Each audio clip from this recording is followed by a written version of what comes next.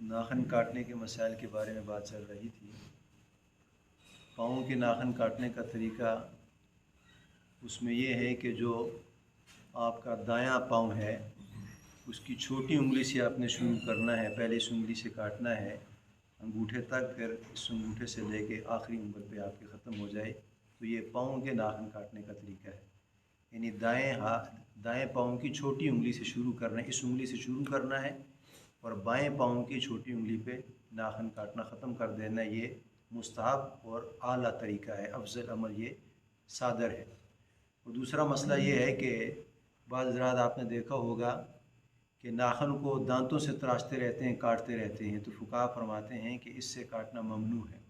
एक तो ये है कि नाखन के नीचे मैल होती हैं, तो बैक्टीरिया आपके जिस्म में दाखिल होंगे जो मुज़र सेहत का सबब बनेंगे। तो फुक़हा फरमाते हैं कि आप नेल तराश से तो काट सकते हैं, लेकिन नाखन से काटना, हाँ अगर एक मसला है मिल नहीं सकता तो कुछ उखड़ा हुआ है वो काट सकते हैं, वो अलहदा मसला है। लेकिन बाद आपने देखा होगा कि उसके बावजूद भी अपने दांतों से तराशते रहते हैं, तो फुक़हा ने इस तरह तराशने से मना फरमाया है। और तीसरा मसला ये है कि फुक़हा फरमाते हैं कि अब आपने देखा होगा कि बाज़ हज़रात के 9 नाखन ठीक होते हैं और एक उंगली के नाखन बड़ा होता है। अगले ये छोटी जो चिंगली वाली उंगली है इसका नाखन बड़ा होता है। तो फुक़हा फरमाते हैं कि ऐसे करने से ग्रेज़ करना चाहिए, बल्कि जिस तरह आप 9 उंगलियों के नाखन तराशते हैं 10वीं उंगली के भी नाखन उसी तरह काटना चाहिए जिस तरह आपने बाकी उंगलियों के नाखन काटे हैं। और फिर उसको फेंकना, जो कल मैंने तरीका बताया था कि उसको या तो ये कि अफजल तो ये है कि उसको दफन कर देना चाहिए, इसलिए कि जो जादूगर वाले हजरात हैं ये चूँकि आपके जिस्म का एक हिस्सा है तो वो उससे यानी आपके ऊपर जादू भी कर सकते हैं। इसीलिए फिर नबी अलैहिस्सलाम ने फरमा दिया कि जो सर के बाल हैं ये भी कीमती हैं, इससे भी जादूगर आपके ऊपर जादू कर सकते हैं। और जो आपके नाखन का जो हिस्सा है, आपने देखा होगा अगर अमलियात वालों के पास जाए तो वो नाखन पे भी हिसाब करते हैं, वो इसी वजह से हिसाब किया जाता है। उससे मालूम हो जाता है कि इस बंदे के ऊपर कोई सहर, अमलियात, कोई जादू वगैरह का असर तो नहीं है।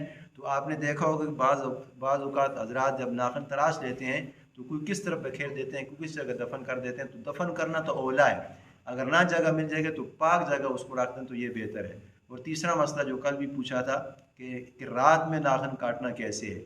जो पहले वाला मसला था उस वक्त चूँकि अंधेरा था, अंधेरे में नाखन काटना इसलिए कि चूँकि आपका जो जिस्म है ये ज़ख्मी होने का अंदेशा है। लेकिन आजकल लाइट का दौर है, मोबाइल की लाइट भी हो सकती है, वैसे भी टार्च का इस्तेमाल हो सकता है। तो अगर रात के वक्त भी अगर नाखन को तराश लिया जाए तो उसमें कोई कबात नहीं है। और चौथा मसला जो ये है कि जिस तरह हालत अय्याम में जिस तरह औरत को मेंसेस हैं या पीरियड्स ऐसी है, उस वक्त आपने देखा होगा कि अक्सर औरतें ग्रेज़ करती हैं। तो ये मर्द हजरात के लिए मसला है, औरतों के लिए जिस तरह मर्द हजरात के नाखन काटने का तरीका सुन्नत ओला मुस्तहब है, और यही तरीका औरत के लिए भी मुस्तहब ओला तरीका। ये नहीं कि मर्दों के लिए अलहदा है औरतों के लिए अलहदा है। जिस तरह मर्द हजरात अपने नाखन ही नहीं काटेंगे, इस तरह औरतों के लिए भी यही तरीका है। जो जिस तरह ख़वातीन अपने यानी जिस तरह मर्द हजरात यानी अपने पाँव के नाखन तराशते हैं, यही औरत का भी तरीका है। लेकिन जो हालत अयाम है उस वक्त अक्सर औरतें ग्रेज़ करती हैं कि इस वक्त काटना नहीं चाहिए। तो नबी अलैहिस्सलाम से ऐसा अमल साबित नहीं है। फुक़हा फरमाते हैं कि जिस हालत में भी नाखन काट ले तो आपका नाखन काटना दुरुस्त होगा।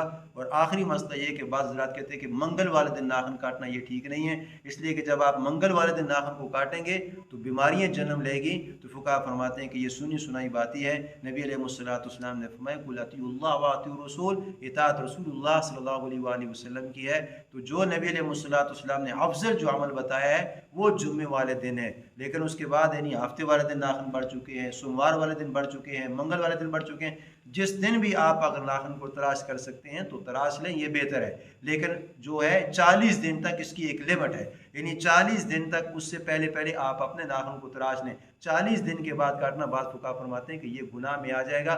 उससे पहले पहले एक हफ्ते में, लेकिन एक हफ्ते में कम से कम काटना नहीं अच्छा भी है, औला भी है, मुस्तहब भी है। अल्लाह से दुआ है कि अल्लाह ताला हमें हर अमल नबी अलैहिस्सलाम